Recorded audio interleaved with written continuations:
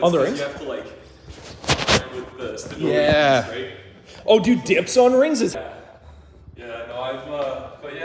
I'm still like, a lot of what I do for training now is like just a lot of bodybuilding because I'm trying to just build back up the shoulder. A little bit more mass. So obviously like I'm still doing like Jefferson curls and doing some like rotation stuff and things like that. But a lot of what I do right now is just trying to build back up just the general strength, because the stronger you can get that shoulder, the less chance you're gonna have to dislocate it. Oh, absolutely, How did you dislocate it? And do you know if there was any tissue damage anteriorly, posteriorly? I still can't feel my pinky. Really? Yeah. I had a lot of nerve damage at the start.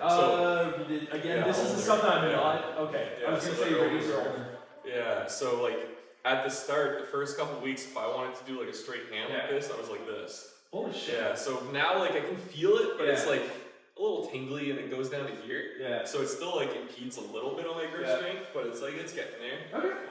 But I don't know if there was any tissue damage, and frankly, I don't give like as long as it's still performing, then it's not even that. Like I think most of clinicians and a lot of people care so much about the diagnostics of things. Like, oh, you've got a tendinopathy of this. You have a herniated disc. It's like, but I don't feel any pain. Yeah, we put a lot of emphasis on the actual, like, what is your direct injury? Instead of just going, what's weak? Yeah.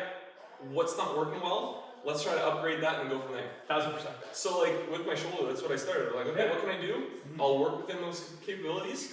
And then go up from there. Yeah. All right, splits. Nice. Yeah. Have you worked on splits in a while? Yeah. Okay. Well, not much lately, but I used to. Gotcha. I've been following Jordan Syatt's. I don't know if you know, he's a personal trainer. He's one of the most popular personal trainers on I'm sure I've heard of his name before. Yeah, he's more like he deadlifted 4 times body weight at like one.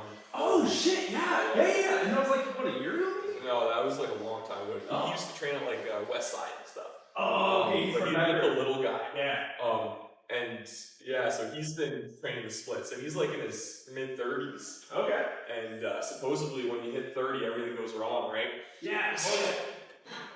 But I don't think I've actually ever seen these things come out in the gym yet. But I like using them for a little bit of external support. For getting into splits and that. As well, I maybe train this once every 2 weeks. Yeah, that's good. That's a lot better than what I can do. And then slowly get your hands off the Bosu balls. Yeah. To then just try and hold tension with it for a time being. 100%. Try getting that shot for a second. I can't, The sideways splits are still a little funky. This is all I've got. Yeah. Try and keep the front foot planted. So that way it's flat against the ground. It's going to feel a little different, but you might be able to force yourself to create tension. There you go. I can pull this the range and stuff. Yeah.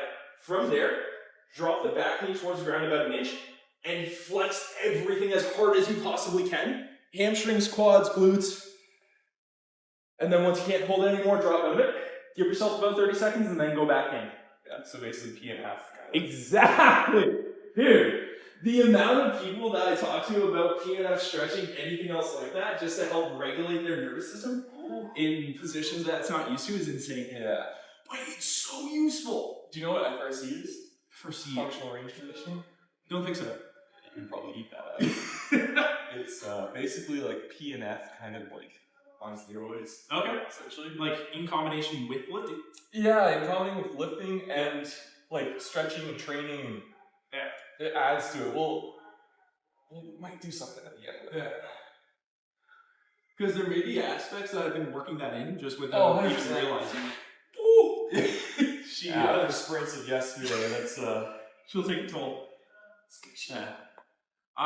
So my current goals at the moment are I have a 50-kilometer race. Yeah, I saw that. I was like, as I saw your story or your post or whatever it was, and I was like, Oh shit. Yeah, he's doing 50K. Yeah, so thankfully, I'm not. Okay. I'm doing half of 50K. Okay. So, 25K is still very good. yeah, dude, it hurt me last time. I did a half marathon back So you've done one, okay. Yeah, back in October, Legs for Literacy. And then the other trainer here, Lucas, he's kind of the head coach, so he does all the programming for the workouts of the day, whatever else. He ended up talking me into doing Dark 50, which is like somewhere northern New Brunswick. It's a 50-kilometer race around a 5-kilometer loop, and you can either do it solo, or you can do it with a pair, where one of you runs a 5-kilometer lap, switches the bib, 5 kilometers again, until you hit 50K. Or, but the thing about the whole race is that it's all trail running, and it starts at 10 p.m. at night. So, hence Dark 50. Nice. Yeah. Now, I think he was also saying that this is the last year that they may actually be doing the event. But it's kind of interesting. I'm not traditionally a runner. I've never enjoyed running. Yeah. But proportionally, my body's damn good at it. Yeah. Do that set. Yeah, I'm more of a sprinter than anything. Oh, okay. Yeah, but I've been saying for 10 years I want to run a marathon, so there you go. Hey, October Legs for Literacy is coming up again. I'll do that soon. I want to run a marathon, but if I'm going to run it, I want to run it. Yeah. You know what I mean? Like, I want to take any breaks. I want to respect. This sounds stupid. Yeah. But I want to respect the marathon runners. Yeah. Because, like, do I want to get out there and just survive the marathon? Or do I want to get out there and actually, like, try to put up time? Right. You know? I'm not saying I'm going to beat any good times. Right. I just want to be respectable in the discipline. You know? Like, I wouldn't enter powerlifting meet without doing, like, 6 months of powerlifting before. Yeah, exactly. You know? So I feel like, we had this discussion with some of my buddies, like, how much time would it take you to just enter a marathon and run it? Yeah. Right? And I was like, probably like a month. Yeah. You know, if I just need to finish it. Right. Or not even a month. Like, I could go tomorrow and finish it. Exactly. Right? It might take me 6 hours. Yeah. And I might walk some of it. But I don't want to do that. No. You want to give it the respect. You want to give it the respect, because the people that run marathons and my clients that run marathon, I have the biggest respect for. Yeah. Because it's mentally and physically grueling, and that's why I want to run one, because I want to experience that shit. Yeah. I don't want to just run it to just check it off. But yes, I do. Yeah. But I want to give it like the respect that it should have. Yeah. Not just like, oh, I'm going to run one, but I'm going to die and I won't walk for 3 weeks after. I'm going to challenge you a little bit more here. Move the front foot about 2 inches forward. Yep. And then I want you to give it about 5 to 10 seconds of holding that position as hard as you can. There you go. 7, 6, 5, 4, 3, 2, 1. Drop out of it. There you go. Yeah. Those sprints yesterday, I swear. This will be a good warm-up for the Zercher. Yo, true. Yeah, just getting the hamstrings and hip flexors warmed up. Yeah. Like, I personally think, now this is like, might be controversial, but it's all good. A lot of diseases come from simple things. Yeah. Like not having a good nutrition. And what I mean by good nutrition isn't what people would think a good nutrition is. It's not cutting out donuts and sugar. Yeah, it's not cutting, it's having a nutrition that you love, that you enjoy, that doesn't make you feel terrible, right? That makes you be able to perform all your daily tasks, whatever that is. Because if that nutrition looks like, having a sandwich and then having like a good meal with a hearty protein and then having some ice cream, and you're truly happy with that, because I think there is we've super disconnected the feelings and the happiness and the way food and everything makes you feel. Yeah, and it's also a social connection to it. Yeah, right. Exactly. And just enjoying your life and doing things. I think a lot of diseases come from high stress, not enjoying what you do on a daily basis, and not finding something with purpose. I'm not saying every disease is like that. Like I know some very happy people people that had some cancer, you know, so passed away with it. But I think like fundamentally, like the happier and the healthier in general, physically, mentally people are. Yeah, and it's not like it's necessarily going to be, oh, you do everything perfect, it's going to completely eliminate it. But your risk for it drops to such a disgusting amount. Absolutely. It's mind-blowing that there isn't just stuff plastered on the walls saying, oh, exercise will reduce your risk of death by like 156% or whatever other crap like that. Yeah. Because realistically, like that's what a lot of healthcare practitioners like should be just preaching more about is the preventative action. But then again, that makes people less money. Yeah. So I was sitting watching TV last week, and I almost made a post about it, and I saw it was 2 commercials in a row. One was for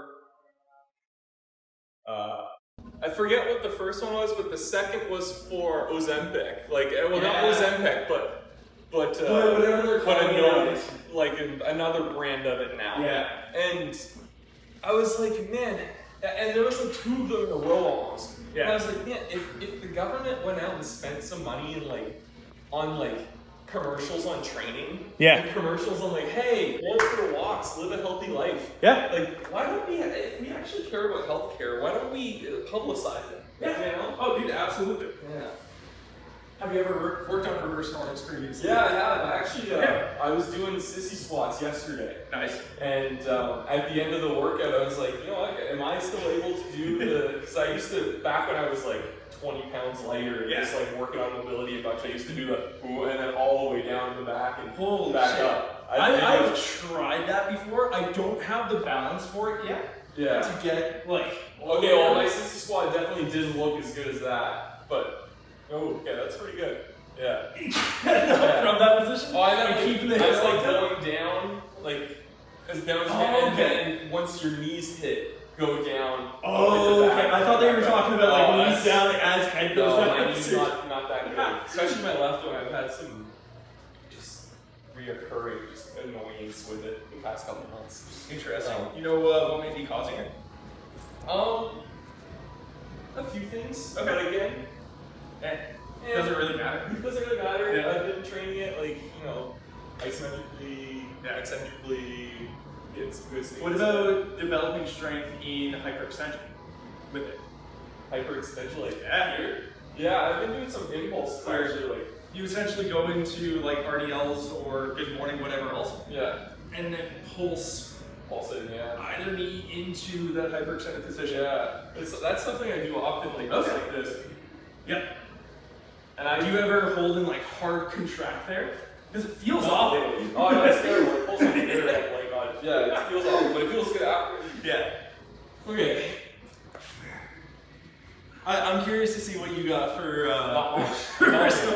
Because, like I said, the past 3 months have been strictly bodybuilding. Right. Because, like I said, I'm just trying to put, like the past 3 months, I've probably put 10 to 15 pounds on. Okay. Right? So, like, because I was skinnier and, like, the past 2 years have been kind of up and down for me training-wise, because I broke my wrist 2 years ago, too. Okay. So, like, getting out of that, like, not dark place, but, like, I'm someone who relies highly on physical activity for activities and work. Right. So when you can't do your activities or work for 3 months or whatever, it sucks. And then like going back to training, like I couldn't do this, couldn't do that. And so the past 2 years, my training has definitely not been great. So just now, like start to pick up. Like this is what I tell to everyone, but you know, to put it in practice sometimes harder is like see injuries as a way to get better. Like, you know, you get injured, and that's like, oh shit, okay, this is a good opportunity to get much better. You know? So let's just get a little. Get everything warmed up a little bit. Range of strength, Lucas Hardy. Yeah, you've been following a good amount of stuff, right? 100%. Craziest part that I've found from implementing this stuff over the past 2 years is I don't need to stretch any. Well, that's what I say. I preach mobility, and I preach all this stuff, But honestly, like, there's a period of my life where I took 6 months off the gym, and I strictly did functional range conditioning, strictly did like stretching, strictly did mobility type stuff. Some of it was weighted, some of it unweighted. Yeah. And it's the most flexible and best that I felt. Yeah. But then I didn't need to do it as much because I already had that like base layer of functional. Yeah. It's like a 1/8 maintenance work. There you go. Nice. Woo. That's the first time in probably a year that I got that. Here, let's try something, because I think I could get you feeling like crazy confident and really strong with this super quick. Yeah, for sure. Sweet. So we'll get you down in the same position once things stop cramping up. It's the sprints yesterday, man. Alright. So from here, I want to elongate the anterior side of your body as much as we possibly can. These will have to come off. I usually wear some zeros. Not zeros, but I like splays. I like those. Those are my barefoot shoes. Yeah. And I just bought a new one. I don't really like them, so that's why I'm gonna wear them. I have a handful of photos somewhere of the collection I used to have of, I think it was 12 different pairs of barefoot style shoes that I tried out over the course of 3 years. Yeah. I love them. Yeah. But my problem with them is our feet, humans were meant to walk barefoot. Yeah. You know? But humans weren't meant to walk barefoot on concrete. Right. So like where do you find the balance? Yeah, you need to find the balance, and then now that I've been training a lot, like plyometrics, jumping, stuff like that. Yeah. Barefoot shoes just, some of them are good enough. Yeah. But the ones I have right now aren't good enough to like right now on my training for the past few weeks, I've been doing triple broad jumps. Yeah. You know, and that's a lot of force into the foot. Yeah. And the amount of impact that you're experiencing. The amount of like threshold into the shoe is sometimes not enough to hold up. So I need a little bit of cushion. Question for you. Yeah. Do you think that if you were to more so have barefoot style shoes from the time that you were a kid to now, that you would be able to use barefoot shoes? 100%. And I can use it. I can use it. Like, don't get me wrong. I can definitely use them, and it feels fine. But where I'm increasing the volume of running, I'm increasing the volume of like just like lifting, and I'm doing all these things. I want to give a little love to the joints. So, but I agree that like my question is, how much stronger would we need to develop essentially joints, muscles, everything within your feet to be able to then withstand that constant impact? Like what is that something that we can even measure, or how do we program for it? Like, not that everybody needs it, but how good can something be? Is the one question that I always kind of have running in the back of my head. I really like for force, because in order to develop force, you need to absorb it. Absolutely. Right? So if you can't absorb, your body won't be able to produce. Or if it does produce, you might not be able to hold up. Right. Like, you know? So like things like depth drops. Yep. Like, you know, dropping from a higher distance. Yep. Dropping onto one leg, dropping onto that, which like... I also really like box stomps, where you're doing your standard box jumps at a much lower height, but then you are stomping down as hard as you can, because most of the time, your body won't be able to produce enough force to break itself down enough within single attempt work, especially in a scenario like that. Yeah. So I like experimenting and introducing it every so often when somebody needs that extra stabilization. And then you're also landing with a little bit more of a bent knee, rather than walking joints that way. 100%. Yeah. Yeah, I've been doing depth drops once a week for the past couple of weeks, and like, it just makes you feel compact. Yeah. Because you have to like, in the depth drop, like you wanna catch it. You don't want to absorb it. You want to attack it. Yeah. Like you're hitting that floor. Yeah. You're not trying to use your muscles to lower the shock. Float down. And to lower the shock. You're trying to introduce shock. Yep. Because your bones like it. Right. Your bones like shock. Exactly. If you don't shock your bones, that's going to be so much weaker. Yeah, that's why, like, you know, like, with my shoulder, like, I had been introducing, like, on boxes, like, just, like, falling and, like, landing. Like, plyometrics for upper body. No one does them. No. And then people fall and they break stuff. Because they can't absorb their body. Right? Dude, boxing has been phenomenal for that. So Jeremy Orr, he runs a boxing class here on Wednesdays for an hour. And I started doing that for a little bit of extra cardio. That way my lower body doesn't get so beat up, but it still improves. Alright, sorry, let's get on to it. So, what I want you to try here first is going to be extend the hips as much as possible.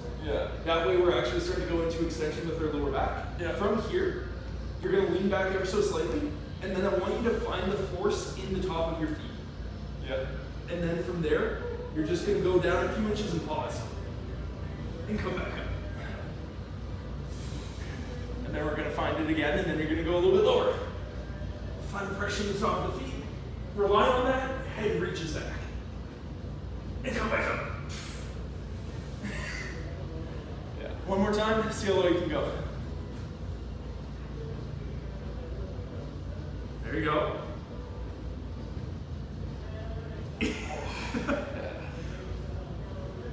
Let's give it a few attempts and kind of see where we can get you to. If you want to basically Valsalva maneuver like your life depends on it to try and get down, go for it. You're like a 1 rep max deadlift.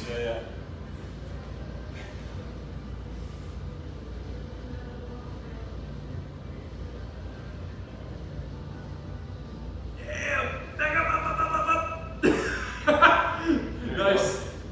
There you go. Shit. That's good stuff. There was a point back in the day where I think I was only able to do it with like a 25 or a 35, but I had one of my fellow coaches, I was training him for a year, that we managed to get him to the point where he was doing it with a 45 pound plate.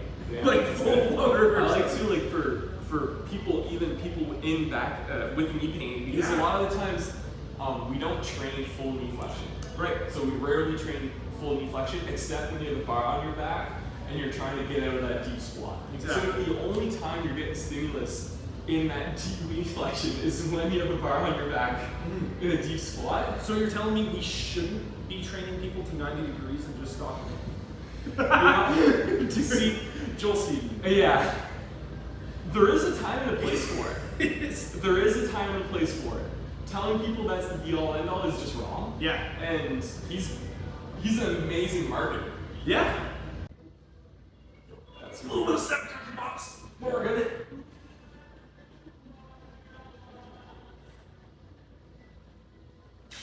Yeah, like, so you're really focusing on spine extension on those, not so much on full knee flexion. Not entirely, no. I'm trying to find basically that full anterior stretch. Yeah. And then from there, then it's just the quads essentially working to pull me back up, and everything else just fighting to stabilize. Yeah. Because once my body can create that tension and feel it out from the top of my feet, all the way across the rest of my body, cool, now I have it there. Now all I'm focusing on is flexing my knees more. Yeah. And then driving my feet into the top of the ground while holding that tension. Yeah. It sucks. Yeah. But I find another good way to, if you, because essentially when you're at the bottom there, you're not close to this. No, right? No, not entirely. Which, I think being close to this. That race is actually a really good point. Well, I guess we can train it for different reasons, but you're absolutely right. We're not getting full knee flexion in the bottom. No. Unless I'm laid up like this. Yeah. And then coming up from that position. Yeah. And I think, like if you're all the way down in that position, like maybe you don't have much strength, which I don't right now. If there's a point in my life where I definitely did. Yeah. But a good way to train that, especially in lesser trained athlete, is getting a band up there and holding it and getting to that. In end stage knee rehab too. I kind of like it for myself sometimes, just to get and you can pump some reps in there. Yeah. Oh, dude, just exposure. Exactly. Ooh. Man. Across the legs, my goodness. I'm not spending, because typically when I used to do a lot of mobility, I would just watch Netflix, sitting in that position. Yeah. But like I said, I have not been focusing on mobility much lately, and it shows. Yeah. No? That's cool. My mom was also another massive reason why I started getting into all this stuff. When she was 32, she popped out her knee when working and tore her meniscus. But ever since then, she had pain in her left knee with every single step that she took. And to begin with, she was already pigeon-toed most of her life. So there was just extra torque on the joint that, whatever. From the time that she was 32 till she was 48, her left leg shrunk down to half the size of her right, and she couldn't go up the stairs anymore. She is a cabinet designer by trade, but ended up running renovation crews for about 15 years as a general contractor. Still doing a lot of custom woodworking installs for kitchens and other stuff like that. Once I finished college, that's the point where work was getting crazy hectic. COVID started, and we finally had a few months at home to just chill, whatever. And over the course of 2.5 months, we were finally training together, and we got her walking without knee pain. Nice. And that's when where it's like, holy shit, I thought that I was more so getting into this to help people feel the same way that I did in high school, with just gaining confidence back, whatever else, losing weight. Absolutely. But it's like, my mom who's 48, just a few months of training, we've been able to build up enough muscle mass that she's out of pain. And that's when it all clicked of like, this is something that I can actually do. Well, sometimes, sometimes rehab, it gets so overcomplicated. Absolutely. People like to overcomplicate. You need this, you need the dry needling, you need the massage, you need the quick fix, you need that. Sometimes you just need to get stronger. Absolutely. Can I toss something out there that might be controversial? Most people don't need nervous system downregulation. They need better tolerance to nervous system disruption, I would call it. Where it's the things that actually don't make our body feel good. Most people need to develop a tolerance to that and find how to work through it, especially post-injury. Because if we don't, then our body is always on high alert, it's always setting off those alarm bells when the smallest thing goes wrong, when in all actuality, everything's okay. Your body is just still trying to protect you, which is what it always does, right? It's made to do that.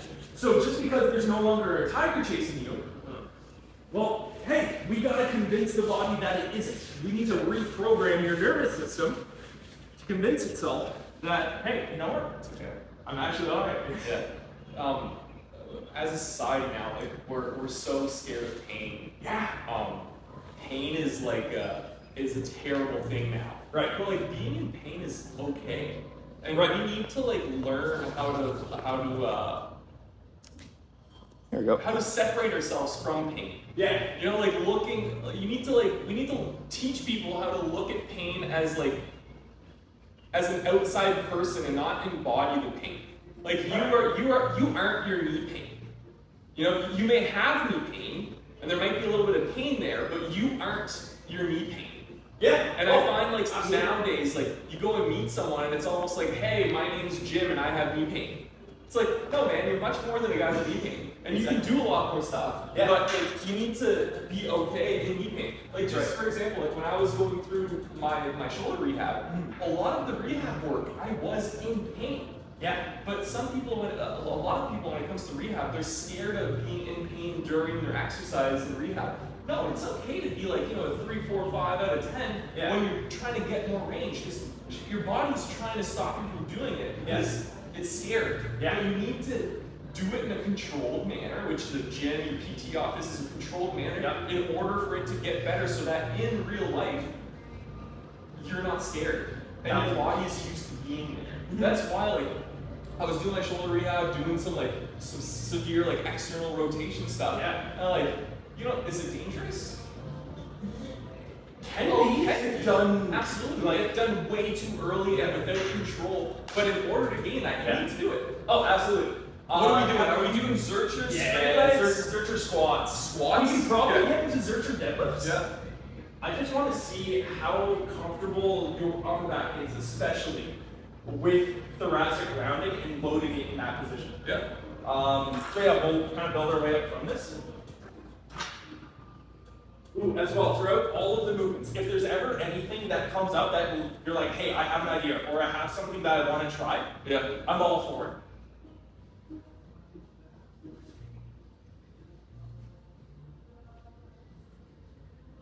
want to try something for a second? Yeah, Should we get holding it? Yeah. Okay. What I want you to do is imagine someone's punching you in your chest, fully protract and depress your shoulder blades, and then actively pull that barbell into the bottom of your rib cage. Okay.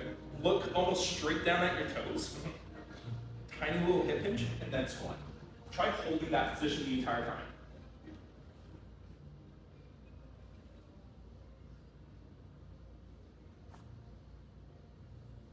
There we go. Good. How does that feel? Okay, gotcha. Sweet. We'll probably start going a little heavier. But yeah, man, dude, searches are fun. They're stupid, but they're fun. They're just fun too because you've got that element of like, am I gonna wimp out and stop because my elbows hurt? Right. Or am I just gonna? Okay, you're really focusing on that thoracic rounding. Oh yeah, absolutely. Okay. Because my deadlift in competition should essentially be that's what it's looking like nowadays. Whereas previously, if I straighten out my spine, I have to come so much far forward. Yeah. And then it also really closes off my hips. So now my glutes are in a much more lengthened position. Yeah. And they're further away from Yeah. what they can actually get from maximal force. Yeah. So if my body can tolerate a little bit of thoracic rounding, Yeah. So it this. is tenfold. Yeah. So this Zercher squat for you is almost like a not a preparation, but an exercise to make that rounded spine better. That's it's not exactly necessarily like you're not focusing on like Getting just the strong Zercher in the squat. Zercher squat. Yeah, you're just focusing on getting that back rounded to be able to deadlift better in your way. 1000%. 1000%. 45s? Yeah, sure. Cool. You as well. How old are you, man? I'm 28. Okay, sweet. Yeah. How about yourself? 24. Nice. Yeah. I like to say that I'm a young 28. Yeah. Dude, you move like a young 28. Yeah. Well, that's the thing. I keep on hearing when you're 30, things break down. When you're 30, have to be when that. well, that's the thing. Like, I'm playing the long game. Like, my goal isn't to get the most jacked as possible. Yeah. My goal is to be able to do everything I want to do. Yeah. And look good doing it. Sure. You know, so like, yeah, I'm gonna lift weights. Yeah, I'm gonna do stuff. But I'm not gonna lift weights, and I'm not gonna forego feeling good. Right? You know, you're supposed to leave we've held powerlifting, we've held bodybuilding to such a high pedestal in the health industry. But like, in order to be truly healthy, It's as hard a normal human, Yeah. not competing, not trying to make a career, not doing certain things, Yeah. you need to be well-rounded. Dude, You know, absolutely. it's not like, It's that whole same idea with everything in moderation. Just like your nutrition, it should also be your training. We don't just want you training for a marathon. There should be a day, maybe two, where you're experimenting with weights. And that's, I think, the biggest thing that people stop themselves from when it comes to being in a gym setting. People are afraid to experiment because it's either injury, it's the fear of getting looked down on because you're doing something improperly, or just the stigma around it all, right? So if we can get people to a point where they feel comfortable experimenting with their bodies, they're not self-conscious about it, and they can challenge themselves that way, dude, we're gonna be so much better off. people are scared. Yeah. People are scared to get injured. Yeah. And it stops them from trying new things, stops them from experimenting. Like, because all we hear is, don't do this, it's bad for your back. Don't do this, it's bad for your shoulder. It's like, no, everything can be good if you do it in a controlled manner and in a way that you're safe, right? I think it's important to do things that are scary. Oh, Like, absolutely. if you don't do anything that's scary, like let's say you have a child and you know he hasn't gone down a slide yet. Yeah. That child is safe, is scared going down the slide. But if you never encourage them to do it in a safe way while holding your hand or something, it's never gonna learn how to go down a slide. Exactly. Right? But it's kind of the same thing in the gym and mobility and stuff like that. Like, yeah, sure, you won't get someone to do what we did earlier, like a reverse Nordic, without first introducing them a few movements. Right. You know? But if you hold their hand and you show them how to do it, you're gonna expand that movement capability 100% so much faster. You hold like a wide stance in that too, right? Can I show you something? Yeah. Why do I fall back in the squat? This is one test that I have for every single trainer that I would hire. How would you teach me how to squat? Honestly, Yeah. I would just first tell you to sit down. Like straight up, Like sit down on the ground or like? No, like act like there was a chair behind you. Yeah. And just like sit and come back up. But how do I say that? I think there's been, and I think having the perfect technique is good. Right. But I think we're way too nitpicky on technique. So I'm gonna give you, because I want there to be some level of you pushing. I want to compete powerlifting. I need to be able to squat to parallel. Get me to do so. That's the goal here. Okay. I mean, yeah. Okay. Well, I would. Depends where you're at. 'Cause I even start with boxing back sometimes. It just gets you to go down, chest up, sink down, back up. It depends. Like if your hips aren't capable of getting there, Right. we're gonna try to. So like this stance looks okay. Just sit down and kind of get back up. Yeah, I'd go a little wider if you feel comfortable. Okay. Yeah. Can you? Dude, I love this. Hold this weight in front of you and try the exact same thing. There you go. So what's You going can on? squat. What? So what's going on with my body? That's why I can't do an ass grass body weight squat. Could be your ankles. Cool. Could be your hips. Gotcha. Could be lots of things without checking hip to hip, but Right. honestly, as soon as you get there, perfect. Right. Like, What if I want to be able to body weight squat to parallel? And I keep on back. yeah. Do you want a wedge on your heels? We could. Yeah. See if that helps.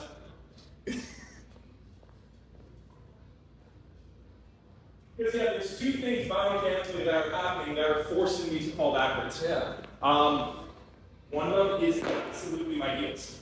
So, because my knees will only go so far over top of my toes, Yeah. I can only translate my center of mass forward so much. But just by boosting my heels up slightly, it allows for a little bit more Yeah. for me to do exactly that. Yeah. But why can some people squat with their feet together? Is it just purely based off ankle mobility? Some of it would be also how their hips are. Gotcha. Like how, and even depending on how long their femur and it could be that too. But honestly, I don't know. Teach me. Okay. For myself, it's purely based off of femur length Yeah. and then the super stiff ankles. Yeah. But I can still squat ass grass Yeah. without any implementations, anything like that. It's purely Get wider. widen the stance Yeah. just a little bit, because from a side profile, if I squat with my feet together, my knees are now so much further forward in front of my hips. Yeah. But if I go to that side profile, the distance front to back now shrinks quite significantly. Yeah. So that way I can actually sink down into it. I just need a lot more hip mobility to make up for Well, that's the lack thing. of Like mobility. going wider allows your hips to do it. So that's what I mean. Like your hips aren't there, right? So getting them wider just brings a lot more room in that capsule to kind of Exactly. rotate. Although I don't have a Yeah. cam or a pincer blockage within my hip Yeah. to prevent my femur from going all the way up, Yeah. which is also kind of interesting. Yeah. So yeah, purely based off leverages, if I can open up my hips wider, it allows me to stay a lot more upright in my squat as well. Yeah, for sure. I have a hard time with squat. Like my squat is, I'm a terrible back squatter. Okay. Front squat, much better. Interesting. Yeah. I noticed that you have crazy ankle range of motion as well. Yeah. I'll even show you in the videos and stuff here, but if you go for the next set, yeah, I'm actually just kind of curious. What's your family lineage? Acadian. Okay, gotcha. Yeah, the French do have relatively short femurs in relation to everything else. So that could also be another thing that keeps you super upright in your squats. So you're a little bit more quad dominant than glute dominant, I would imagine. Yeah, glutes are never. What? Like I said, I spent 6 months doing just mobility, hanging out in this position. Yeah. At the start, I was like this. Yeah. Oh yeah, knees were caving in, everything like that. Couldn't do anything. Yeah. And then sit at home. Yeah. 5 minutes a day. Yeah. In a deep squat. I guarantee you. Yeah. This is a promise sign promise. Yeah. Your ankles will get better. Okay. What you do is you're here. Yeah. The challenge is to slowly bring back. Okay. And hold. Yeah. Because I did a lot of banded ankle distraction work back in the day. Yeah. To try and gain more there. It doesn't feel like That's there's not a going lot. to do anything. Yeah. You're not spending time putting inputs in the position that you want to get into, Yeah. which absolutely makes sense because after a month of Olympic lifting, I finally started to feel comfortable sinking down into the bottom of my snatches and my cleans and everything else like that. Yeah. Because, well, guess what? I was starting to force my ankle Yeah. into that position. But it feels not like a blockage in the front, like if my talus was shifted forward, but almost just like steel cables running through my Achilles, just like preventing any further movement. How much are you focusing on? Flexing my tib. Yeah. How much? A lot. Okay. Like, so I'll try and pick up my big toe. Yeah. As I go into this position, I know that my tib ant is fire. Yeah. Maybe I just gotta train more. Man, a lot of times people try to find the magic pill. Yeah. You know, like the distraction ankle thing. Man, just get down that squat and spend some crazy valuable time there. Absolutely. If I tell you, even 3 minutes every day, do that for 5 days a week. Right. You cannot tell me that spending 15 minutes in a deep ankle bend at close to failure will not make your ankles better. Oh, Like, you know what I mean? Like, even if you can't get in there, get a weight or get something to hold on to, and just sit there. That or find a post, pull yourself closer to it. And when you're in there, like, the goal is to not feel much traction in the back here. I'm actually trying to fire the tib. Try to fire it and don't cheat. Like, if you're here and your heels are lifting, go a little further. And okay, my heels are lifting and I'm really fired, so go a little higher. Question for you. Yeah. Are you suggesting that I start with more of a pronated foot and slowly work myself closer? Yes. Okay. Exactly. Because I haven't considered that yet. It was always pull into like dorsiflexion and then just stretch the calves. No. Okay. Because the reason your calves are feeling very tight, it's because it doesn't think that it's strong in that full range of motion. Absolutely. Right? Absolutely. So the tightness is to protect you. Yeah. Okay? But if you show and tell it by being able to actively pull yourself with the tib into that it, dorsiflexion under load. your calf will be like, oh, we got it. So we can relax. So what you're doing by being here, okay, I don't feel any pull in my calf here, but I have a huge amount of activation in my tib ant. Okay, now I come here. Again, still keep that level of activation. Keep that level and not so much pull in your calf, and then you keep on going until you're here. Like right now here, I don't feel any pull in my calf. Interesting. Like I'm about to cramp all my business. Like they're firing up like there's no tomorrow. So think spend a couple minutes a day in that position, slowly inching your way forward. How is it not going to Okay. No, that makes sense. Inhibiting that stretch feeling. Right? And then pair that with some weighted stretching and then maybe some stuff like that. And maybe distraction work later on could But it shouldn't be that the distraction primary. work could get you the extra 5% that you might need. 100%. But if you don't do the grunt work, distraction's not going to do it for you. Exactly. When was the last time that you did Zercher deadlifts? 3 days ago. Oh, sweet. So this is okay, wait for it. Or Yeah, you try that. okay, because I think the heaviest I've gone was like 365 or like exertion deadlifts. So Okay. Oh yeah. Okay. No, I was thinking Jefferson's for some reason. Oh, okay. I was like, 365 for Jefferson. Search deadlifts. I honestly have not deadlifted much because of the shoulder. So Yeah, because that like makes sense. putting a lot of weight on the shoulder, that's why I've been doing the Jeffersons. Because makes sense. that's my thought process with injury too. Get something that's more technically difficult, so you don't need to up the weight. Yeah. You know. What about something for your shoulder where you're still requiring endurance within that joint to actively hold itself together, but in a more compromised position? So just honestly, active dead hangs. What's your thought on that? Oh, my favorite thing. I train. What I train is mostly 11 to like 17-year-olds. Yep. Almost every session we're doing max dead hangs. Dude, just chilling. That's sweet. Just my goal is to get every kid to be able to dead hang for 2 to 3 minutes. Yeah. Like their upper body and their shoulders can be so much more Hands, shoulders, elbows. If you got a tendonitis in your elbow, go hang, man. Yeah. Go hang. Like Exactly. it's gonna put some force into there. Yeah. Ooh, as well. I got something for you to try.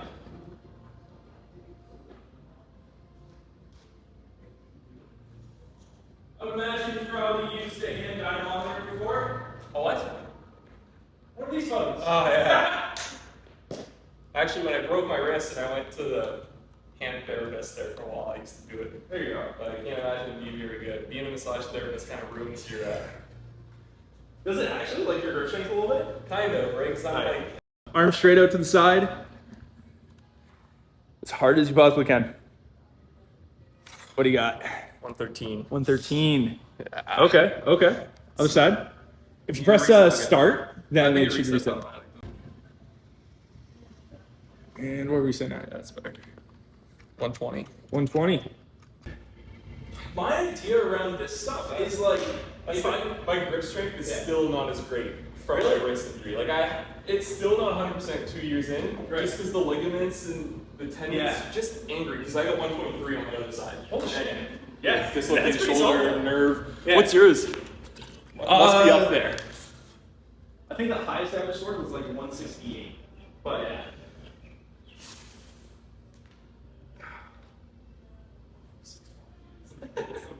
Yeah, that's what I want to. What did you want to do here? Deadlifts or? Yeah, it's your deadlifts. Try it out. Basically, Are we picking it up from the floor? All right.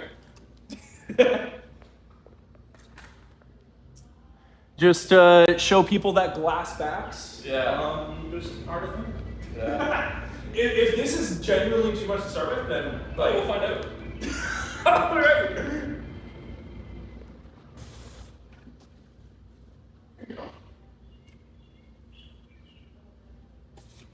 Oh, you can go all the way back down to the ground. Oh, There you go. like, okay, we're doing Like genuinely full-blown. Deadlifts all the way up, all the way right back down. Okay. I see that. Yeah. I like that better. Hell yeah. I mean, search RDLs are cool too, but But what's the point, right? exactly. Why half-ass when you can full-ass?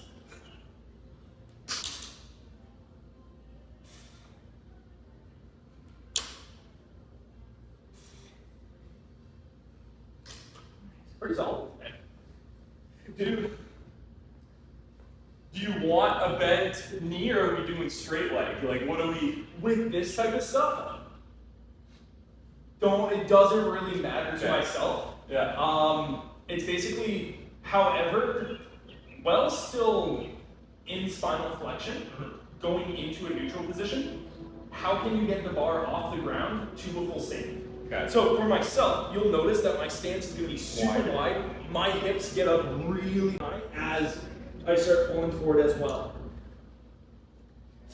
Just because I'm trying to find those points of tension within my body where I could start pulling here, but I also know that the lever between my hips and my shoulders is insanely long at that point if I start pulling from here. So instead, to actually decrease the strain on my back, I'm gonna start with my hips higher, pull myself up to basically an RDL, then tuck the hips under where it's more of a hinge at that point. Yeah, when I do them, like, my Jeffersons, you're essentially kind of doing it as a Jefferson curl to some degree. Right.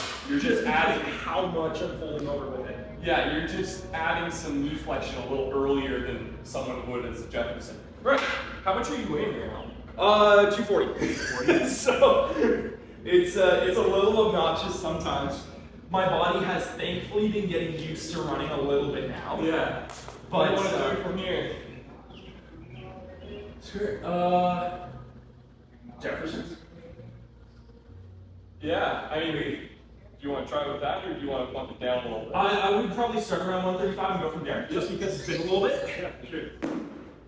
But What you were doing there is very close to basically, I started with the Jeffersons before I ever got into Zerchers. Yeah. Funny enough. So, And for me and my Jeffersons, I typically will not touch the ground interesting. unless I'm able to.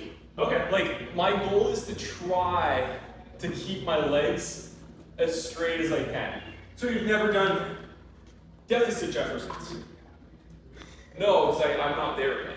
Okay. I feel I'm not there yet. Okay. Oh, well, in the Zercher. Oh, okay, yep. So basically, like, if you're in a commercial gym, the chances Right, of because you you do your Jeffersons with a Zercher, right? Ah, okay. Yep.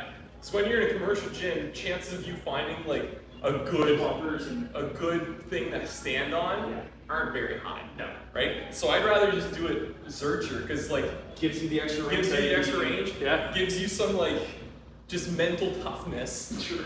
and just kind of just eat it. Yeah. Like absolutely. I don't know.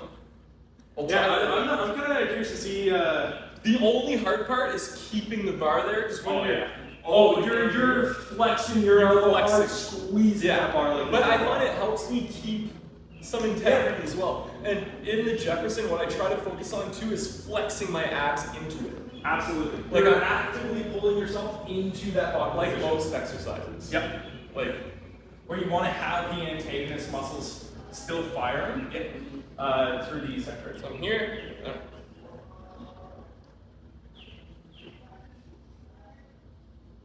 There we go. Sweet. Dude, honestly, these have helped tremendously with preventing against injury in my own deadlifts as I get closer and closer to competitions, just because of how familiar my body is with that kind of position. So as soon as it loses it, it doesn't freak. Yeah. But instead my body says, oh, well, we're trained here, just not at this weight. I'm just gonna have you bail safely out of the movement. It gives you more capacity. Yeah. And all like it gives you more wiggle room to mess up. Definitely. Essentially. What? Yeah, it's a Too little wide. Well, I guess you could just stand towards the front edge of the box as well. Oh, you can literally just prop it up there. Oh, you mean Yeah, oh, for you're on the way down. Okay. Oh, and you're doing You can't do so you're two toe elevated. Because yeah, in this kind of position, I just love being able to essentially elevate my shoulders and Yeah. stretch out. my thoracic spine that way. Yeah. I'm curious if we can get a little bit more stupid with it. As long as my elbows can get down that low. Actually, I don't think there's like you won't gain much from that though. I don't think. Not really. I don't think you'll reach the floor. Right. Well, I mean, you might. Because that takes more gap. It's in there. What if I just go straight? Zercher, That's what I mean. That's why I like going straight through too, because you're so much higher off the ground when you start. Right.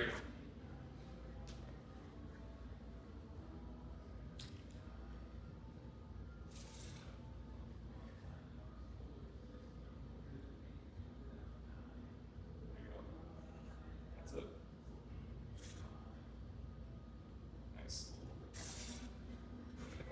Dude, my goodness, the stretch on the hammies though. Yeah, that's great.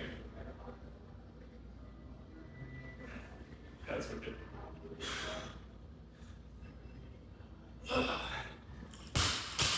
Think all that about there. That's nice.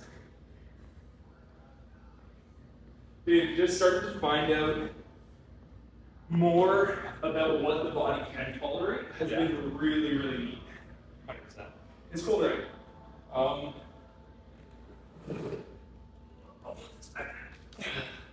What are your thoughts around pressing someone into exercise who has very little experience around it? Keep it simple. Like, what do you mean, like getting someone into it, or Someone that has a lot of fear of getting into movement and exercise. yeah? What are, I guess, a couple of the key factors that you really focus on around the conversation that helps ease them into that kind of experience? I try to relate the movements we're gonna do in the gym to movements they're already doing in their lives. Gotcha. So like, let's say we're doing squats today. Well, you already do squats. Like, look at how you're gonna sit in that chair. You already do squats. You already pick up the litter box. Yeah, we're gonna do split squats today. They're like, oh, what? We're like, do you pick in your garden? Like, do you go down and pick stuff in your garden? Yeah, it's a split squat. We're just getting you stronger in order to do things in your life. So just like everything, we're just doing things. Like, we're gonna do some rows. Well, there's some times where you pull something on the ground. Yeah, Or there's a we're really gonna stubborn root that you need to haul out. yeah, we're gonna do some cable rows. Well, you mop a lot. Like, you know, you go, there's like, you try to relate any kind of movement you're doing into what they already do, so it's not as scary. They're not like, I'm doing this thing. It's like, no, you've already done it a bunch of times. We're just adding weight onto it. Yeah, we're just being more intentional about the movement itself. Exactly. Sweet. Do you wanna add weight to this, or are we skipping to something else? No, we could probably go a little bit heavier. I feel like there's a few more nitrogen nodes in my spine that we could let loose. I feel like I kind of want to push, really scare the glass back. Oh, dude, hell yeah. And I want to kind of push my 1 rep max. I'd like an RP like 7, 8. Okay. You know, like just like safe. You want to toss another 45 on there? Because the most I've ever done for Jefferson curl, Honestly, I think the like most I've ever done maybe is- three. I would feel comfortable at 315 in all honesty. Yeah, Because I'm some of gonna- my Zercher deadlifts turn into a Jefferson curl. yeah, I'm gonna start with a 25. Okay. Because I'm also like 180 something, right? Yeah. And I don't power. Dude, the one thing that I have found from powerlifting that's really, really neat is how much just fucking abuse my body can take. Yeah. Because even with my 405 RDLs that I was working on the other day, Yeah. my back still feels pumped from it. Yeah. Like it's obnoxious. That's another thing I love to talk about is people are scared of the back pump. Yeah. Like a lower back pump, people are deathly afraid. They have a lower back pump and it's like, oh my god. I'm throwing out my back. It's like, no man, it's gonna suck for a few days. Yeah, sure. It's Yeah. like any muscle like DOMs, you know, but it's getting stronger. But Absolutely. in the way that your body can take a lot of punishment. Yep. Mine's like that for like sports. Yeah. 'Cause Oh, dude, the impact. you know, like, I lift weights to play sports. Yeah. Like, I'm a personal trainer. Like, I don't love the gym. I like it. Yeah. And I love what it does for me. 100%. But I don't love the gym. Like, the Yeah. bodybuilders I treat and the powerlifters that I know and They're treat, obsessed. They they think about it. love going into the gym. I don't love going into the gym. Right. I enjoy what it does for me, and I enjoy seeing what my body can do Yeah. and upgrading it. But my whole goal with this is on Monday, I can do some sprint work, and then go in the gym, lift some weights, do some plyometrics, Yeah. and then at night go play 2 hours of pickleball, and absolutely. wake up the next day and I'm fine. Yeah. You know? But that's what it's training me to do. It's not training me to do 1 rep max or like, yeah, I'm trying to get stronger, obviously. I'm in the gym, may as well try to get stronger. Yeah. But it's to complement my athletic abilities, to be able to play hockey until I'm 60, to be able to play whatever I want. Yeah. That's why I'm training. It's cool, man. It's really, really neat.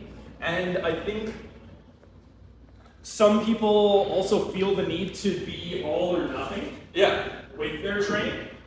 And if they miss a single day of the gym or they miss a week or two because life gets in the way, then you know what? What's the point? Because now I'm already starting to go back and this is just gonna, and people start to get really, really discouraged with just not making substantial progress in the gym or trackable progress, I would say. But in all reality, the ability to continue hammering. What's his name? Cameron Haynes. He's an ultra marathon runner, bow hunter. I've been reading his book, Undeniable. Yeah. Over the past few days. Lucas, the coach here, actually put me onto it. Yeah. And his whole thing is just keep on hammering. Doesn't matter what you're doing. Keep your body as prepared for whatever life may ever require of it. And stick with that mentality. Because I think more of the way that we need to see it is you're either permanently moving forwards or you're permanently moving backwards. There is no real in between. Sure, you can maintain for a while, but if you don't change anything, you're gonna start going backwards. Absolutely. So being able to find different avenues to get that fix for activity that we need throughout the day, the week, whatever, it's gonna change throughout your entire life. So you might as well find something that works for you in the here and now and gives you what you need. But you know what? When you do end up moving, when your work changes, something happens, you gotta find that other thing that keeps you connected to some form of physical activity. Absolutely. Yeah. And that's where like, what's that? Clip it. Yeah. and that's where I find like learning a bunch of broad things, like being well versed in a lot of different kinds. Like you ask if I would have came in here today and you asked me to ollie lift, you would have done it. Right. And I would have held my own to some degree. Yep. Nice.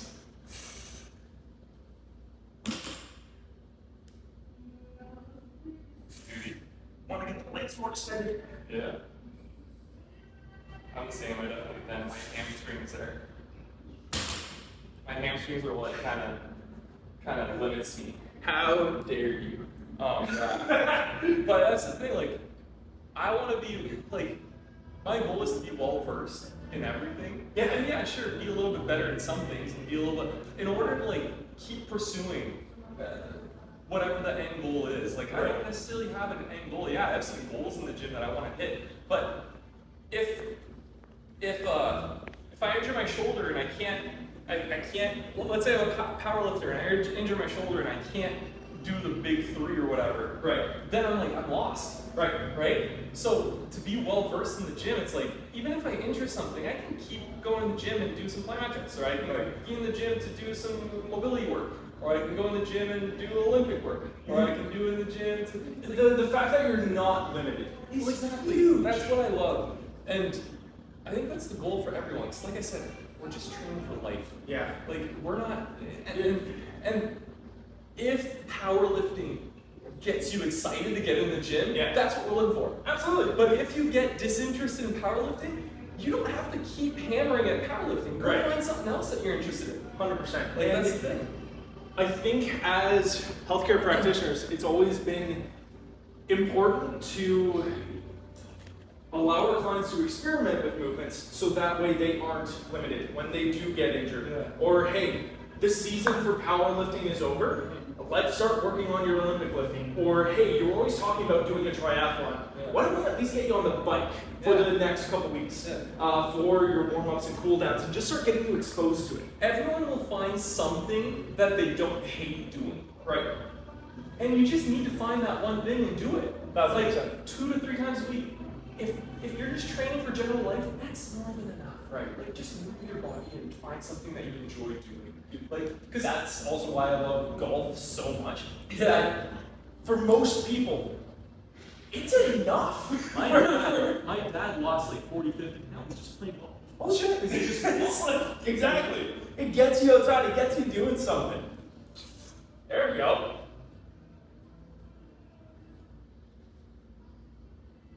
Damn! Nice. Yeah, that's it for me. Okay, That's good. yeah, no worries. I'm okay there. Dude, I want to try doing some of the bodyweight stuff with you. As well. Have you ever been able to walk? That's a PR for me for sure, I think. I haven't done it. I haven't like pushed it. I've been doing a lot of like 5 reps and that's like... Oh, I gotta pull the garage door down there.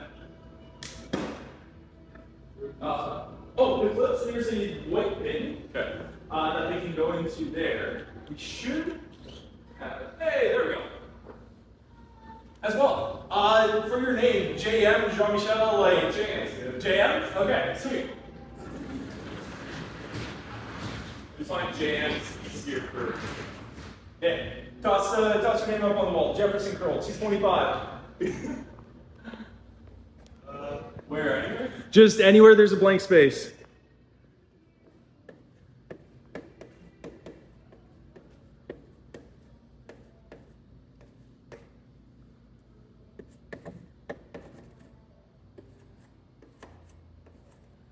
Love it.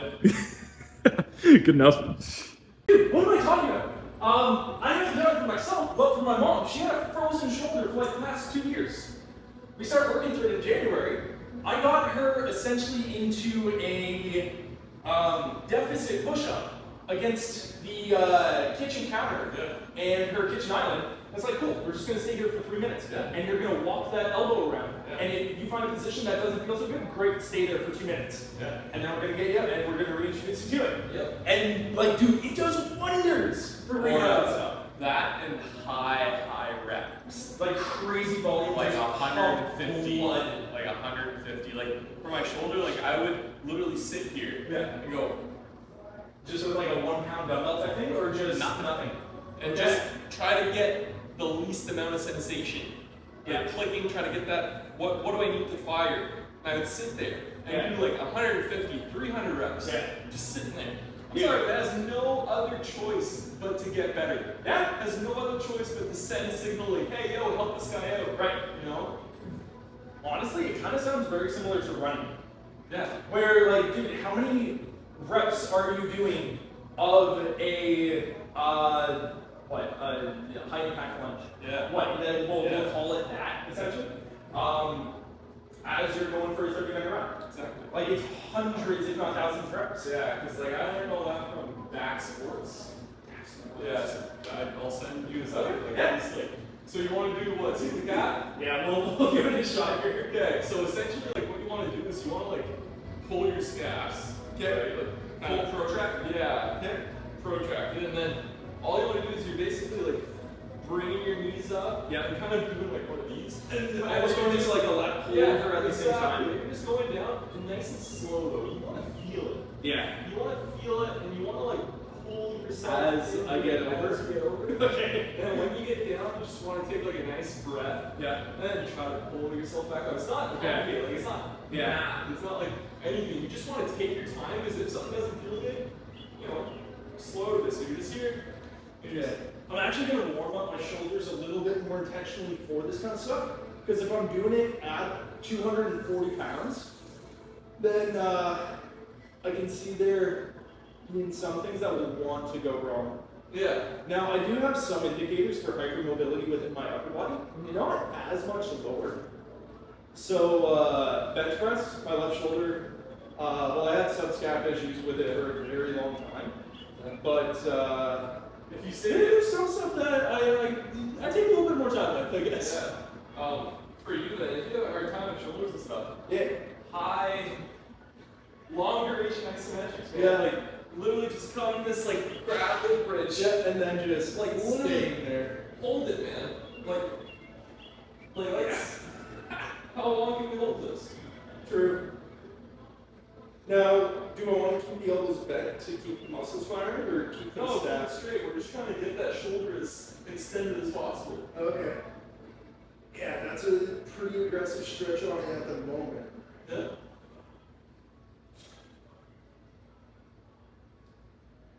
Now let's just start doing stuff. The longer you get it, the longer you accept the fact that it's going to stop.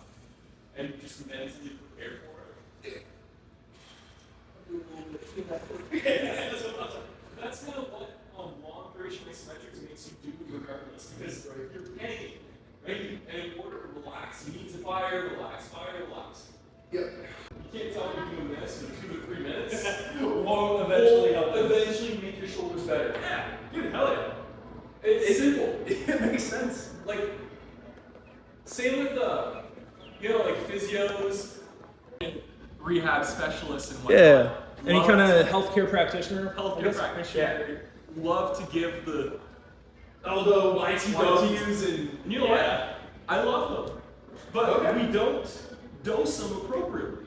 Yeah. Like, you can't, like, doing 10, most people prescribe it as if it's a bodybuilding exercise, where it's 15 reps of 3 sets. Yeah. When it should be probably be closer to like 80 to 100 for 2 sets, 3 times a day. Yeah, exactly. Or hold it for 3 minutes. True, yeah, absolutely. You're gonna be shaking at the end of that 3 minutes. Right. Like there's some videos on Instagram of me like with my shoulder just literally sitting there like this, Yeah. holding it.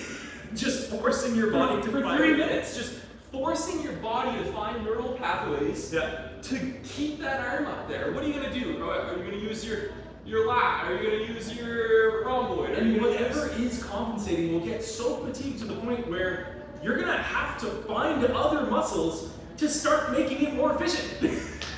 Exactly. Good. And then you do that a couple times, and eventually that muscle understands that it needs to do its job. Yeah. Right? So what you're doing with that, you're just forcing it to do its job. If you just do 10, and then instead of doing more, you just add weight, you're essentially just overloading what's already compensating. Exactly. So if you do sets of 100, or if you do sets of like, hold it for 3 minutes, your brain is gonna be so fatigued, and that muscle is gonna be so fatigued that it needs to find different ways to get that arm up. Yeah. Or whatever that exercise is. Ooh, question for you.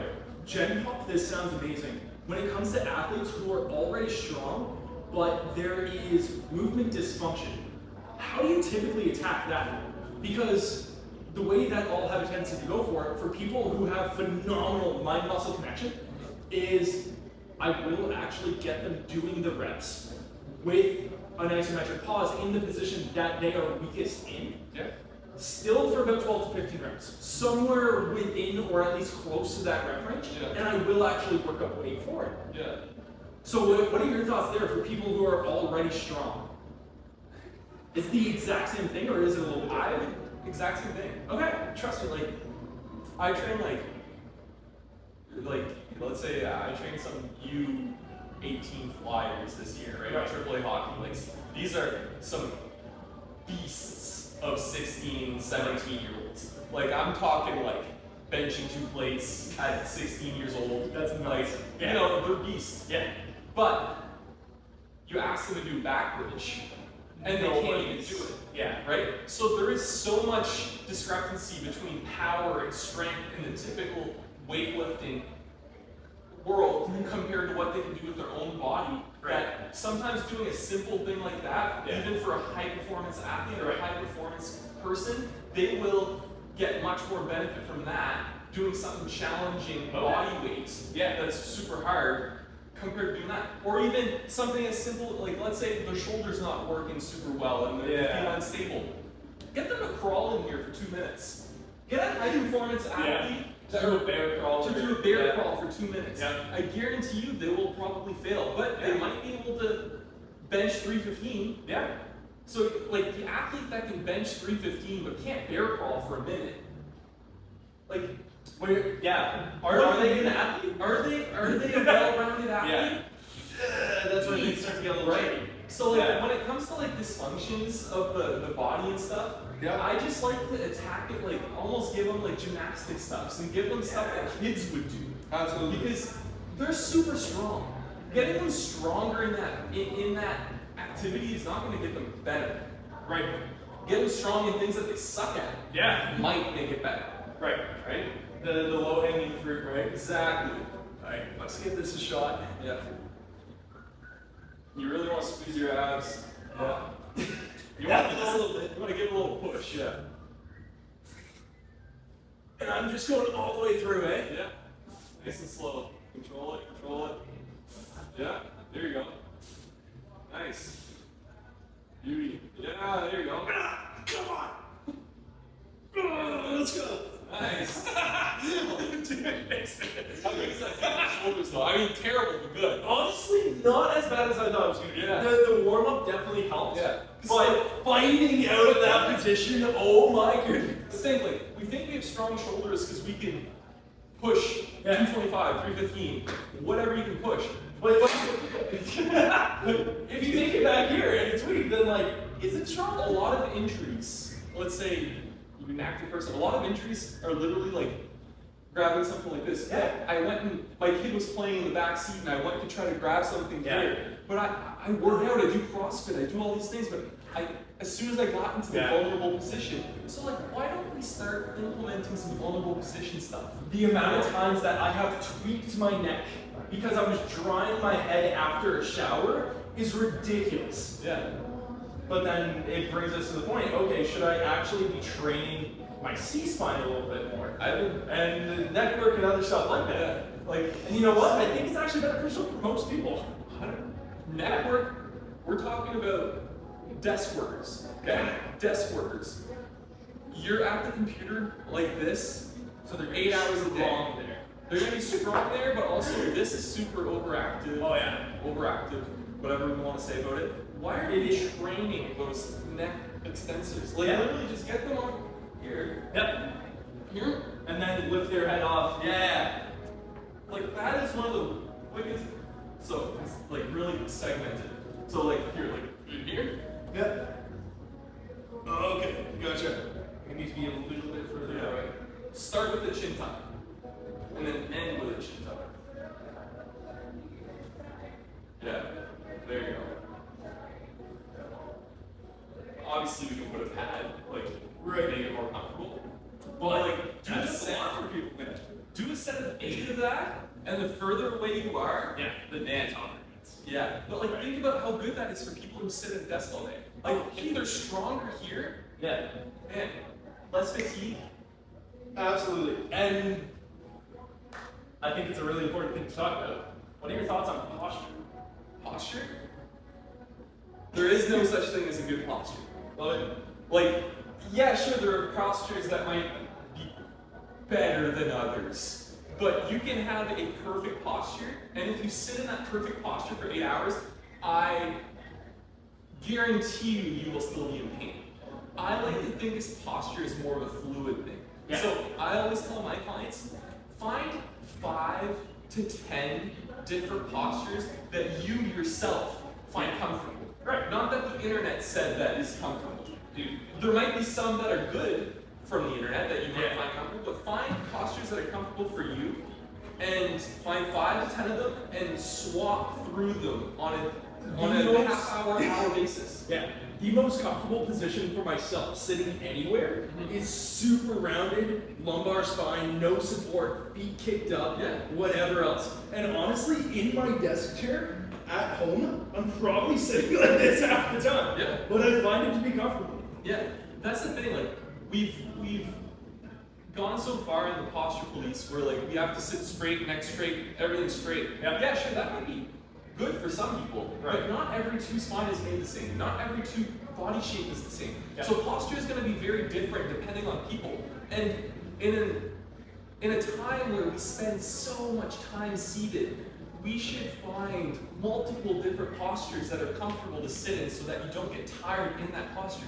We don't like to be stacked. Like, we don't like to be. Our body isn't made to sit still for hours. Even standing still. Like, I don't like to stand still for more than a couple minutes. Look at most of the people who have chronic work-related injuries.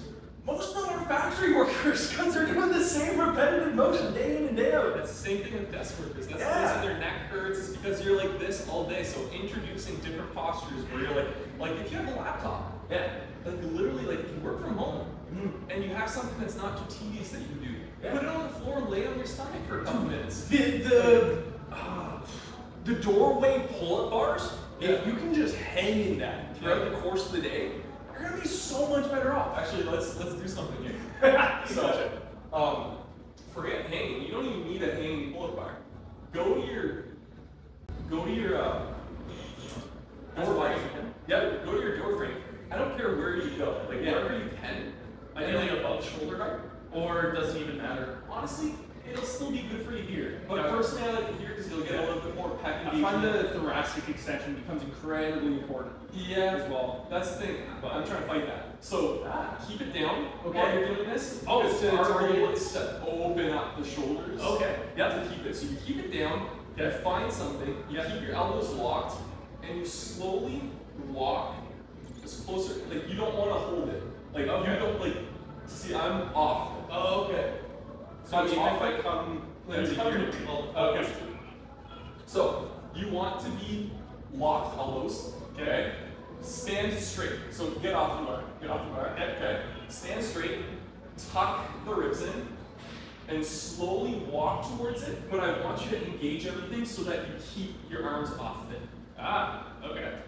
And try to we're gonna hold this for like a minute or two.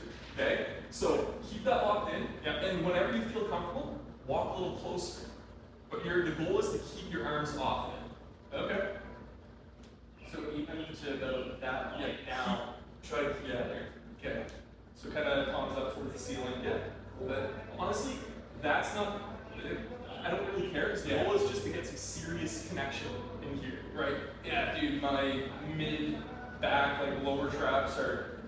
Yeah. And let's hold this for another 30 seconds to a minute here.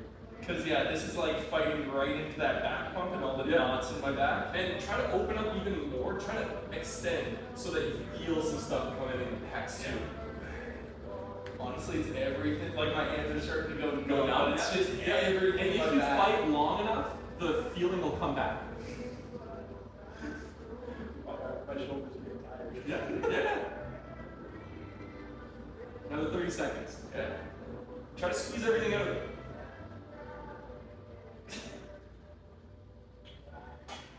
My traps, man. 5, 4, 3, 2, 1. Oh my goodness. My back. Yeah. How open do you feel now? Yeah, quite a bit more. It feels like everything just wants to sit back a little bit easier. Everything wants to sit nice and down. Yeah. So this is one of those quick little tricks where somebody comes in hyper focused on their posture. That's all they've been thinking about for the past 10 years. They've seen other health care practitioners for it. This is immediately that one thing that you can do at the beginning to get their buy-in as well as a practitioner. And then you work them into what you know is best for them off of that. Yeah. Because you show them some of that fix the posture almost immediately. What tells you that's not best for them either? Right? You know what I mean? In my opinion, someone walks in here, first thing you do, if it's your regular client, we do this as a warm-up kind of thing. Yeah. You know what I mean? You just worked on all those small little stabilizer muscles, all those little posture muscles. Yeah. You want to now call you're it. getting a much better connection to them. Much better connection to them. And yes. Yeah. And you didn't even lift the weight. No. It just feels like everything's all cramped Compacted. up. Yeah. You feel like a bullet. Yeah. Almost. Yeah. And that's your warm-up. You're warm. Yeah. Right? Sure. Now we can get into a solid back, knee pull-ups, everything else. And you've worked on your mobility. You just opened up your chest. True. Right? You probably felt the stretch in there while doing it. Yeah. Right? So instead of passively getting a stretch done, why don't we use our antagonist muscles in order to pull ourselves into a stretch? So now what we're doing is we're stretching, but we're also strengthening the back as well at the same time. Yeah, it's crazy how all that starts to kind of connect. And then you can add some PNF into it too. Pushing. Yeah. So that Actively fighting into firing the pecs. Yeah. And now pulling yourself into that extended range with it. What is wide? Okay, that's probably the least wide stuff. Okay. Yeah. You can also do it on the Rings or TRX? what? Oh, okay. So you're here. Yeah. And again, the goal, what I want you to try to find, you're actually wider so it'll be easier for you. You're here, okay? I want you to kind of lean into it, okay? But we're gonna try to, usually you would lean in, what's holding you here is your pecs, right? You're pushing against resistance. What I want you to try to conceptualize is you're not pushing at all. Okay. You have 0 activation of your pecs. Okay. You are pulling Into that position. into that position. Okay. Your pecs do not turn on whatsoever.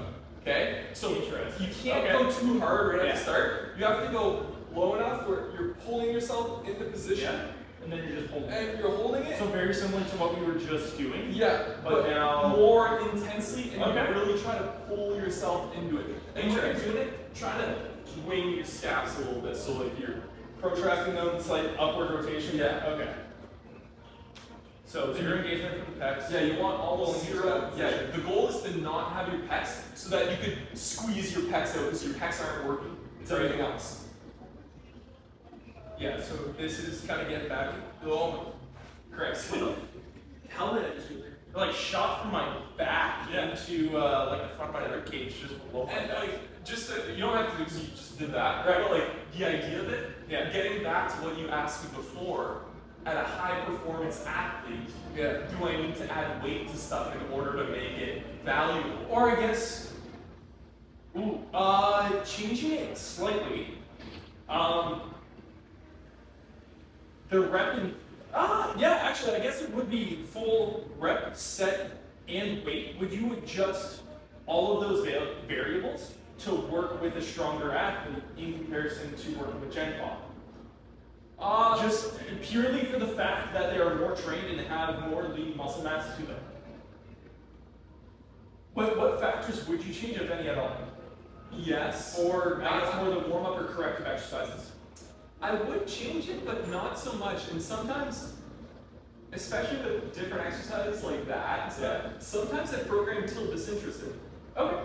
Because like the athlete will probably push a little bit, Yeah. or sometimes I'll even, for something like that, especially where it's like mind over matter. Yeah. You know what I mean? It's very mind over matter. Like you could keep on going. Yeah. Like really, like if you deeply wanted to keep on going. Yeah, you get to the point where you're pulling back here, but that's all activation. Yeah. But I like to actually program times that might be super tough. Okay.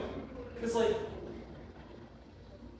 especially for an untrained athlete, sometimes I'm not telling like first 2 to 3 weeks. I'm not saying that. Like first 2 to 3 weeks, I want them to feel good. Yeah. You know, so I'm maybe under kind of shooting, not even undershooting, but I want them to be able to perform it. Where they're able to build a lot of Yeah. confidence super quick, and they feel like they're doing a great Yeah, job. but at a point, like, in order to get better, you need to push yourself. Right. And if I program only 30 seconds, and at the end of 30 seconds it's easy and they stop, Yeah. so I program 2 minutes. They might not be able to complete it in one go. Yep. Like, for the back bridge, when I learned the back bridge, it was through, like, Austin Yoakum. Yeah. Yeah, so I've done his programming for probably 2 years. Nice. Yeah, and learned most of my, like, gymnastic stuff through him. Yeah.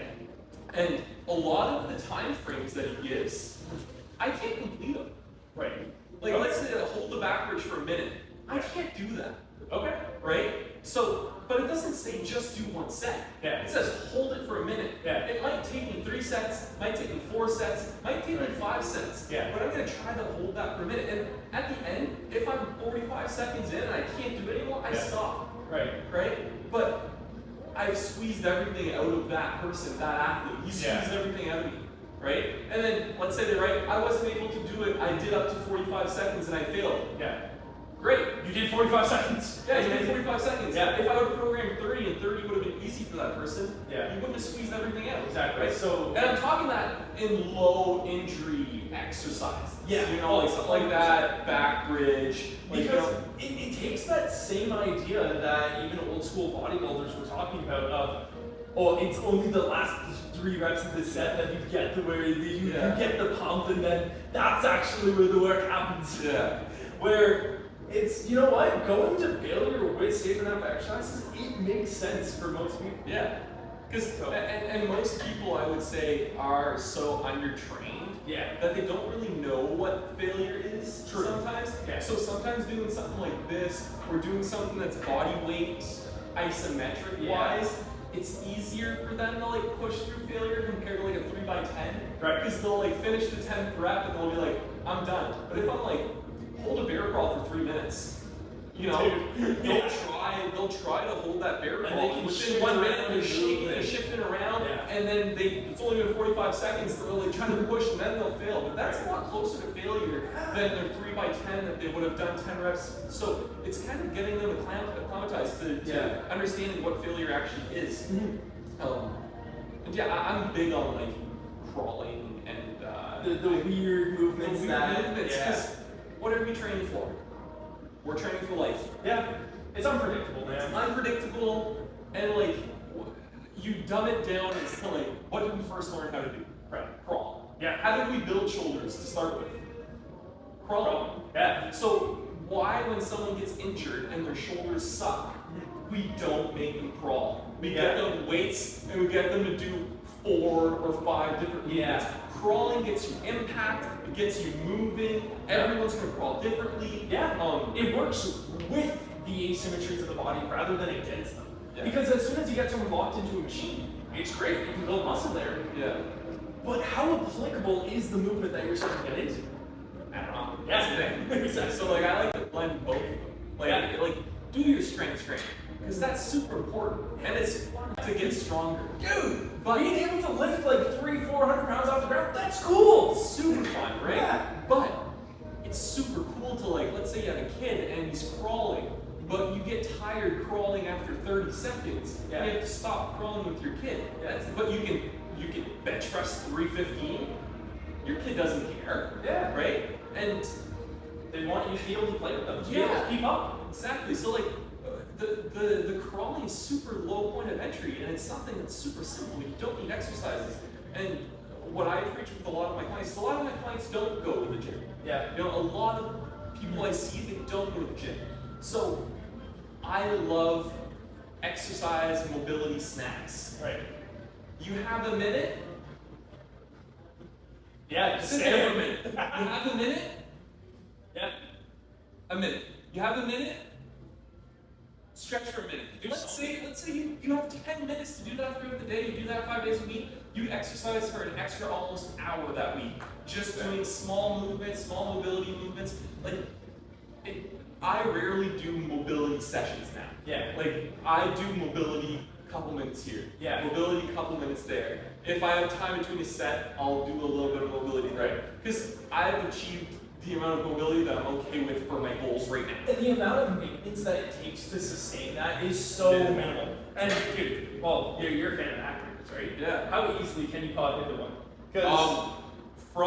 Since dislocated my shoulder Oh, yeah, a couple weeks ago, not easily, but at the end of it, yeah, I could do that at the end. Nice. Because like slowly transitioning into it, whatever else. Oh, this is also one thing that I wanted to get you trying. Let's see if you can walk. Yeah, probably. Backwards. So, but it depends on the shoulders too. Originally, like my back and Yeah. extension, I didn't have any. Right. Like let's say 2 years Lumbar or ago. thoracic? What? Or just everything? Okay. Like I had such a bad back my whole life. Like Right. well, when people say, "Oh, as you get older, it gets worse," no. If you don't train it, it gets worse. Yeah. And I never trained back because, or to move because I was always Yeah. told to keep everything tight, Right. get core strength. So I never Never moved. been So your I've spine, only lift been- with your legs. Yeah, so I've only been experimenting with like back ridges and stuff through Austin, really. Yeah. Doing some like Jefferson stuff and doing all that. So like I went to a point where I don't, there's no way I'm doing that. Oh, okay. But yeah, like There you go. yeah, yours really good. I might have like a little bit of extra weird mobility within my spine. Yeah, I was gonna say. Because like I get into like a super aggressive Yeah, I action. don't have that. Like, Okay. this is like much better than it used to be. Like, Okay. if I go back and like my camera roll, Yeah. like at the start of doing back bridges, like I was literally like, But yep, exactly. Like And this. that's all you really can. that's all I And do. that's okay. And I started with like the yoga ball, like Oh, doing yeah. that, or like on a bench doing that, because I couldn't get my spine into extension. Yeah. And like, it got better. Yeah. As I'm getting older, yeah, I'm only in my late 20s, but like, it's still getting better. Yeah. Like, at 19, I could barely touch my toes. Yeah. You know? Yeah. And like, you know, Yeah, nowadays, now you're- it's not a problem at all. So like, it's not that, yes, getting older will make recovery a little harder. Yes, your joints might be slowly deteriorating. Yeah. You might be, you know, Yeah. might be getting gray hair, but it doesn't mean that your body is doomed. Right. Like if you train it properly, and if you actually input the time and not just go, oh wait, I did my mobility work today. I tried to touch my toes once. No, like, What's the intention behind it? people will spend so much energy and so much intensity into getting bigger biceps or like a better bench, but then and they know that it takes a buttload of work. Yeah. But then when it comes to like being more mobile. I want to be able to tie my shoes without having to sit down. Yeah, but when it comes to like getting more mobile and getting more range, they expect just a little 30-second stretch here and there to open them up. Would you expect your bench to hit over 300 without spending 5 hours a week, 3 day, like... Yeah, without extreme training, no. So like, you get what you put in at the end of the day. Right. And you don't need to put in that much work. Right. But it needs to be meaningful work. Like, you know, like what I just showed you there? Yeah. There's intensity behind that. Like, yeah, that compared to holding a passive stretch in a doorway for your pec for 30 seconds, Yeah. that technically isn't even a stretch. No. You probably got a good It's a stretch back activation. activation. Your hands were getting numb, so that means that your pecs were getting super stretched because it was putting pressure onto the nerves. Yeah. That were like, so it's better than anything else. Absolutely. So like, but hey, how long were you there? Maybe a minute. Yeah. If you do that 3 or 4 times, like 2 times a week even. Yeah. Imagine how stronger all those little external rotators, all those. Yeah, being able to just open yourself up the bottom of your bench position, how much less resistance you're gonna have getting into deeper positions, lifting more weights. And that's what I tell the bodybuilders too. Like, you know, you need like the double bi. I think that's what it's called. Double bicep pose. Yeah. If you don't have an open enough, the thoracic extension, you don't have the pecs to get you there. And you don't have the external rotation, and you have to get fight your pecs to get there. You do that a few times a week. You're gonna be so much better on stage. And forget it. You might even add a little bit of stimulus to some lacking muscles in your back on top of that. Or do that as a warm-up. Yeah. Because I know they don't have that much time, you know? So I tell them, do that as a warm-up and then go to your back day. Because you know what? Even getting yourself into weighted positions where people say, oh, I can't hit the bottom of my squat without weight on my back. Or, oh, I can open my chest up, but I'm going to do it by doing flies instead. It's like, sure, but it gets drilled into the ground, and I think it almost gets misunderstood into a way that unless you are an elite, equipped powerlifter, and you need tension from your body to fight yourself out of a 1,200-pound squat, you know what? You should probably be able to move without weight. Yeah. Yeah, like I said, health and fitness has put so much emphasis on those high performance athletes that we forget that 99% of the population are just training to be healthier and do cool things in life. Yeah. But we try to put everyone in that square kind of thing. Yeah. And it's like, no man, just like, you can do a lot of things and we can get better at a lot of things at the same time. Like, we don't need to just work on X, Y, and Z. We can work on all sorts of things, and X, Y, and Z will get better if you get better at other things. Absolutely.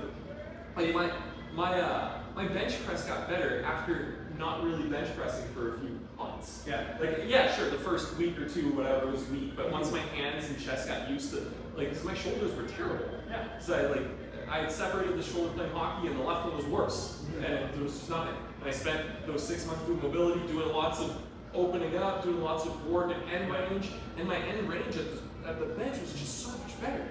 And even one thing I love doing, especially if you're feeling like beat up, but you still got some workouts to do, and doing some isometrics. Okay. So let's say you're doing the dumbbell bench press. Let's say it's 3 sets of 8. We'll do 3 sets of 8. This is something I got from Austin Yoakum too. Okay. It's 3 sets of 8, but on that first rep, hold it down here for 30 seconds. Okay. The pump you will get from holding it down here for 30 seconds and then trying to rep out 8 reps. Oh, dude, you'd be fried. But like at the end, you feel more open. Yeah. Like you feel good. I wonder if that has anything to do with in stretched positions. We know that the mechanical tension starts to switch off of the muscles and more so into tendons and ligaments, right? So if your body isn't freaking out as much from the nervous system side of things, and it gets used to loading those tissues in the end ranges, and kind of like PNF, what we're doing is down-regulating the nervous system. If it's kind of the same thing, and because your body can now move more freely, it also has to work harder because there's less passive tension trying to hold it together.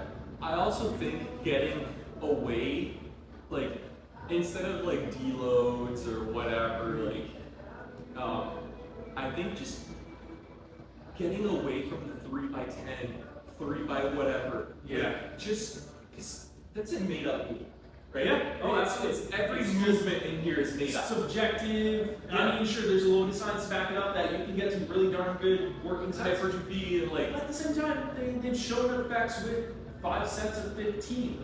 they showed effects of 1 set of 20. Exactly. Like, you know what I mean? Like, Yeah. yeah, like I think we're so stuck on the most effective hypertrophy, The optimization of exercises that we leave a lot of crumbs and we leave a lot of low-hanging fruits from something as like deep isometrics for 30 seconds to a minute, high rep work for 100 reps. Yeah. We leave a lot of things like that out of the picture because it's not quote unquote optimal for hypertrophy. But if you only do 3x8, 3x12, your whole lifting career, your chances of getting injured will be way up there. If you're doing progressive overload over and over and over again with that weight, you will probably get injured. And I'm not saying changing those things for reps of 100 and reps will get you less injured, but it's gonna encompass some other qualities that you might need. It's going to get your body exposed to what it isn't. And like we were talking about before, when you do too much, too fast, too soon after not doing enough for a long enough period of time, well, you know what? That 2-pound wrench that's behind you when you're working on your car as you twist, well, your body's never really exposed to that. And if it's already been overworked and it's hypersensitive due to the previous work that you've been doing, that little rotation and a small pickup is going to be enough to set off the alarm bells and say, we're going to lock everything up for that. But if you spent some time doing seated Rotations, even Jefferson curls, one of the things I love doing is just literally being in this position and just getting your body moving. Do 50 to 100 reps of that, and you will feel things that you've never felt before. You want to try something really weird? Yeah. Cool. Let me grab the box for a second. This is something that I learned from Kinetic Performance. Yeah. Would you say that your thoracic rotation is already pretty good? Or just kind of style rotation? It's okay. I cheat a lot. Okay. Like through all sorts of different range. That's my problem with my body. I'm very good at a lot. Like I used to be a very well-rounded athlete, so I can cheat my way into all sorts of things. Gotcha. Because like I'm very good at knowing my body and being able to recruit forces and ranges of motion from other joints. Okay. But in terms of in the gym, that has got me nowhere. Gotcha. Because like, yeah, I could deadlift 400 pounds or whatever, but then something would break down because I'm cheating. Right. You know what I mean? Okay. So yeah, I have a decent rotation, but not that good. I'm curious to see how much more, if any, that we can get out of this. It's just a really neat kind of taking your breathing, affecting your ribcage, and helping your spine move. Yeah. You very well may know what we're getting into. The block is just to help keep your knees from shifting too much while we're seated. Hands across the shoulders. I want you turning to the left. We're going to pause, and we're going to make note of where the cross-section of your arms are. So for mine, right now, they're basically aiming straight at the post. We're going to turn to the right, kind of the same thing, maybe in line with the window behind it. Yeah. And then actually getting into the movement, we're going to twist. Take a large breath in through our nose. Large breath out. We're going to crunch down on that left side. We're going to stay here. Big breath in, elevating the right shoulder. Come up to center. Yeah. Breathe out, rotate from there. Yeah. Okay, you know what we're doing. Yeah, 100%. Also, have you ever seen Flowbility? It's all about breathing and expanding those back ribs, and essentially like. I am so sorry. The video had cut out without either one of us noticing, and we had wrapped up the session for that day. I promise that later on, we will be able to re-record some further sessions are already in the talks, and super excited for what's to come. But we're really hoping that everybody enjoyed the first episode of what we didn't even know might even be the start of a podcast. So We hope that all of you got a little something out of the video, and hope that y'all have a great rest of your day.